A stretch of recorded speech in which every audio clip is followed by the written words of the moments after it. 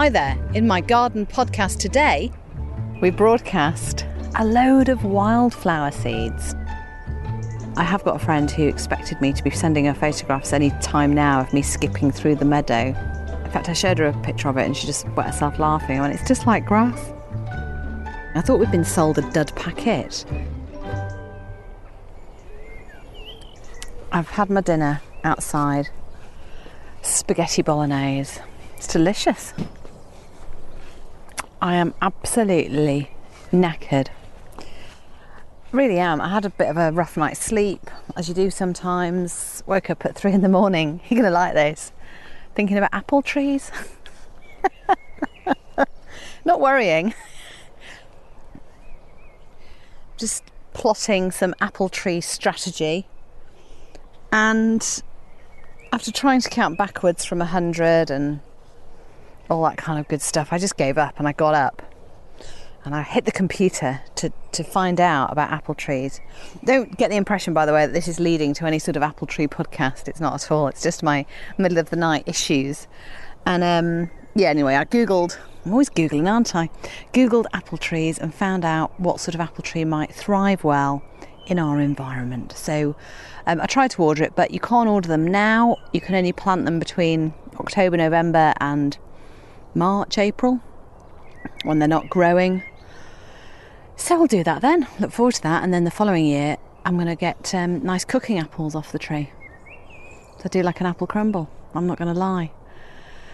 Anyway, so we've walked up the garden and it's a 400-foot garden, so it's very long, very narrow. There's kind of a woodland at the end. I say woodland, there's some silver birch trees and an oak tree. Before that though, there's a lot of lawn, just a big straight rectangle. If you can imagine a rectangle of lawn, that's what we've got. So we're trying to break it up at the moment, and we started near the house, making that all nice. And then we decided we would work further up the house. And what we're trying to do is just basically reduce the ratio of lawn to garden. So we've got a bit more garden, but we don't want anything too much like hard work, because we're busy. I travel a lot with my work. I'm out and about. And frankly, gardening in a massive garden like this is a big job, especially when you've not really slept very well. Anyway, the point is, I finished my dinner.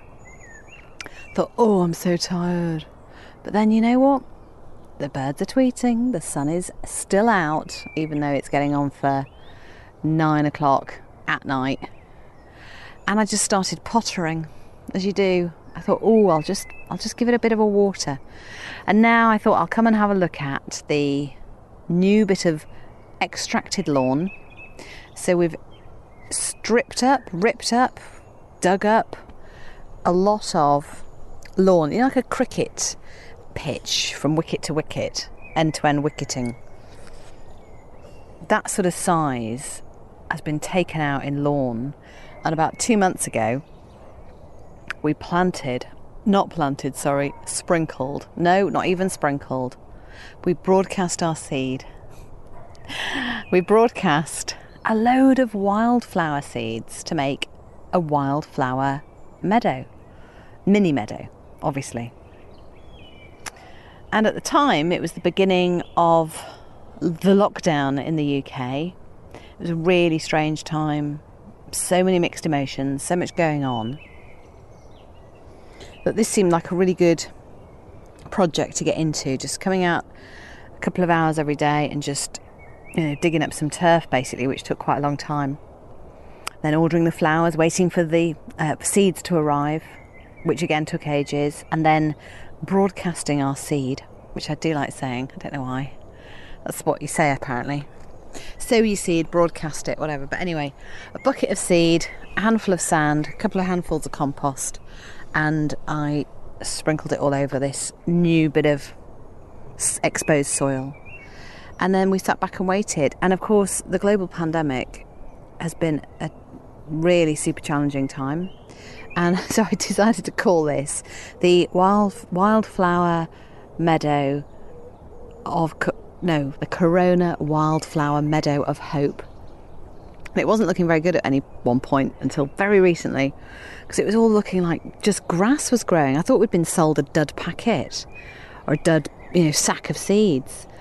And interestingly, the end third of it, where we couldn't reach with the hose pipe, is the bit that's doing the best. It's really odd. Maybe it gets more sunshine, I don't know, but it's got poppies, it's got daisy sort of looking stuff, it's got yellow stuff. Do you know what? I'd have to dig the packet out again to tell you what was in it. But lots of a good variety.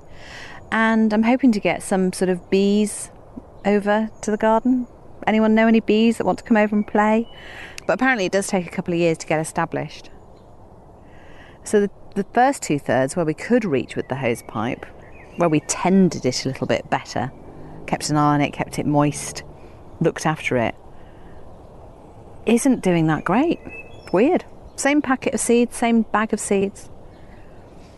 There's just one sole orange poppy emerging in that end, but the top end is fantastic. Who knows what it will be like, but I have got a friend who expected me to be sending her photographs any time now of me skipping through the meadow. She'd got it in her mind that it was going to be this big meadow, and I'd skip through it in slow-mo, to her delight. But that hasn't transpired. In fact, I showed her a picture of it and she just wet herself laughing. I went, it's just like grass. Yeah, okay, It's hope, isn't it? That's hope there in front of me. The Corona wildflower meadow of hope. Let's hope the bees come and move it on. Right, I'm feeling tired again now. It's funny, isn't it? When you've had a bit of a bad night's sleep, you suddenly have fits and bursts. You have fits and starts of energy.